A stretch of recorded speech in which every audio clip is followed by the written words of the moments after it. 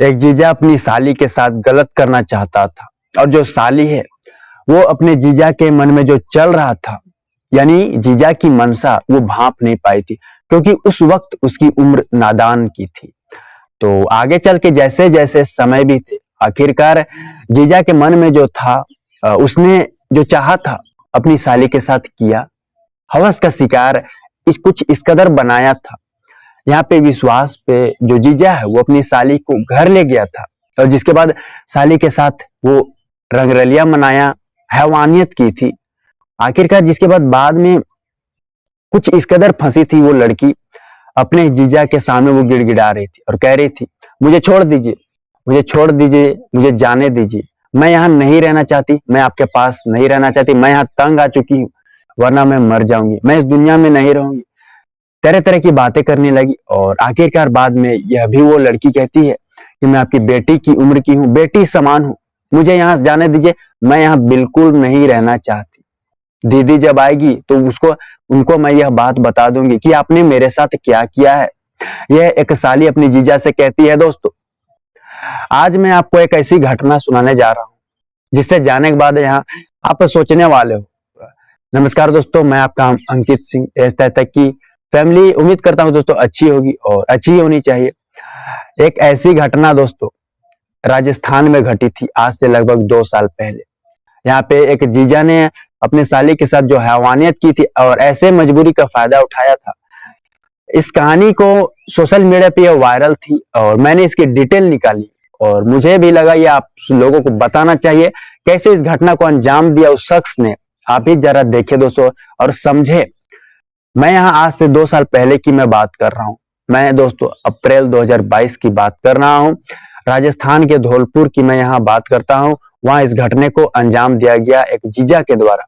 बात करूं दोस्तों धौलपुर के रहने वाली एक लड़की जिसकी उम्र 17 साल के आसपास, नाम यहाँ उसका सोनिया जहां जिक्र किया गया है। बता दूं, सोनिया जो लड़की थी वो अपने पिता के साथ और अपनी बहन के साथ रहा करती थी धौलपुर में। अब यहाँ मैं एक बात बता दूं दोस्तों, उसका एक पिता और एक दीदी का अलावा कोई नहीं इस दुनिया में था। तो पिता के साथ वो रहा करती थी। और यहाँ मैं बता दूं दोस्तों, लगभग साल 2017 में उसकी बड़ी दीदी का शादी हो गया था। साल 2017 में जब दीदी की शादी हुई तो दीदी की दुनिया बसी और जिसके बाद दीदी जो है ससुराल गई थी। समय बीत रहा था, जो लड़की थी वो अपने पिता के साथ यहाँ भाई रहती थी।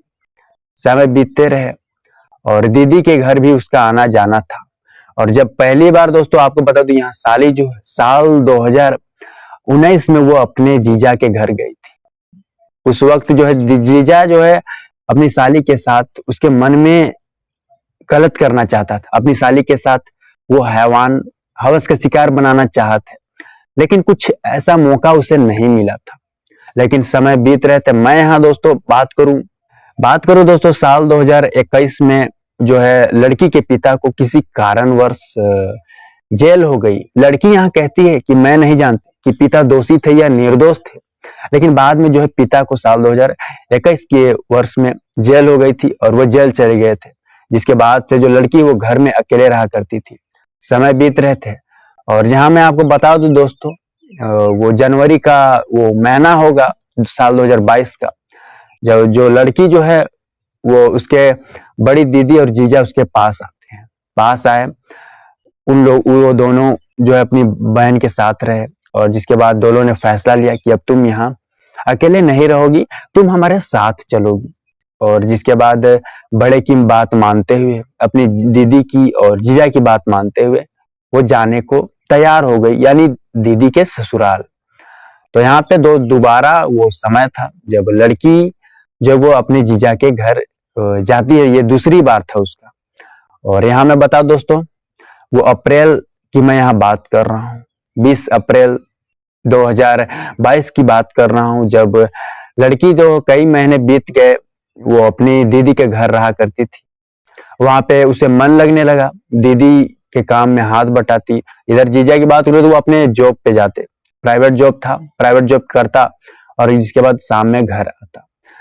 जब आपको बता दो दोस्तों, लड़की जो है लगभग 15 अप्रैल 2022 को जो लड़की थी उसकी बड़ी बहन को किसी कारणवश बाहर जाना था, यानी 15 अप्रैल को वो बाहर गई हुई थी और इसी का फायदा उस शख्स ने उठाया था।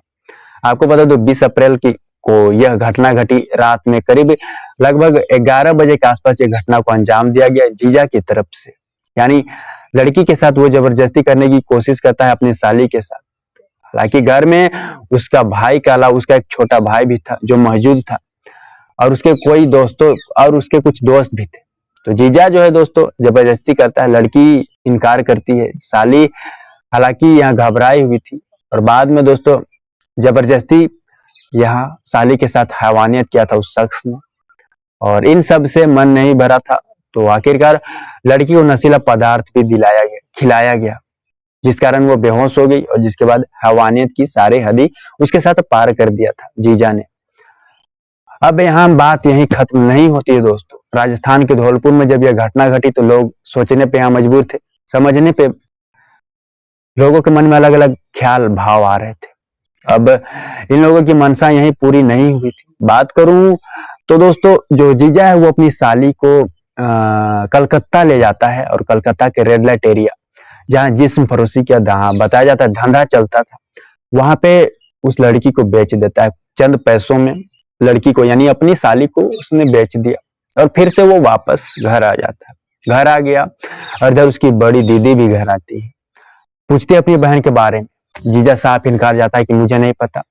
बाद में बार बार पूछती तो बोलती कि वो अपने घर चली गई, मैंने उसे रोकने की बहुत कोशिश की। और जिसके बाद दीदी ने भी दोस्तों विश्वास किया अपने पति पर और समय जिसके बाद वही मामला ये थम गया।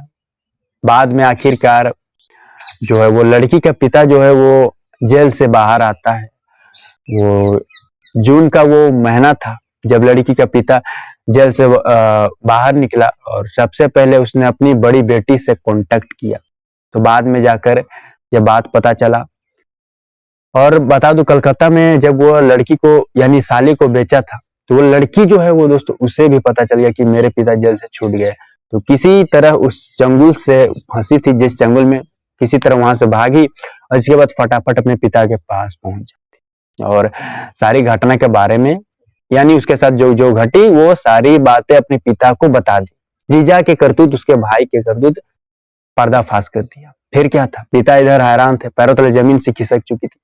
और जिसके बाद दोस्तों यहाँ पिता और बेटी थाने पहुंच जाते हैं और जिसके बाद थाने पहुंचने के बाद तहरीर डाले अपने जीजा के खिलाफ और अलग अलग धाराओं में, जिसके बाद मामला दर्ज हुआ था उस जीजा के खिलाफ और जिसके बाद जहां से उसे जेल ले गया था। इस मामले में दोस्तों उसके छोटे भाई की भी हिस्सेदारी थी, यानी उसने भी गलत किया था उस नाबालिग लड़की के साथ।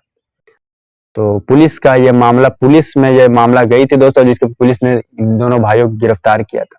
यह घटना राजस्थान के धौलपुर में घटी थी दोस्तों। इस घटना को आप किस तरह देखते हैं? फिलहाल इस क्राइम की सीरीज में क्राइम की कहानी में दोस्तों इतना ही। अगली सच्ची घटना के साथ फिर मुलाकात होगी दोस्तों। उम्मीद करता हूँ आप अच्छे होंगे। फिर से अगले वीडियो में मुलाकात होगी दोस्तों। अभी के लिए इतना ही। जय हिंद, जय भारत।